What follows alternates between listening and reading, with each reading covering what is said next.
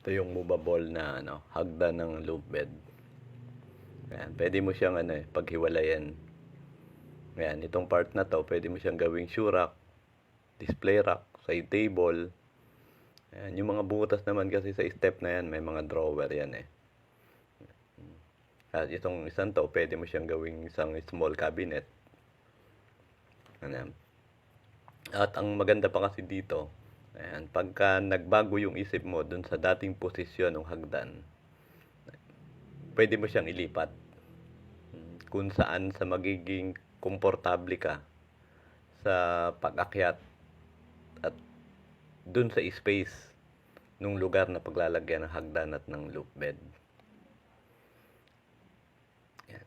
Ayan, pag napagtabi na, kukonek mo lang yung dalawa, saka mo siya itutornilyo para maging matibay at matatag na siya. Ayan, ito naman loop bed, pwede mo naman siyang baguhin dahil bakal, bawasan mo lang ng paa para maging standard yung height niya para sa karaniwang bed.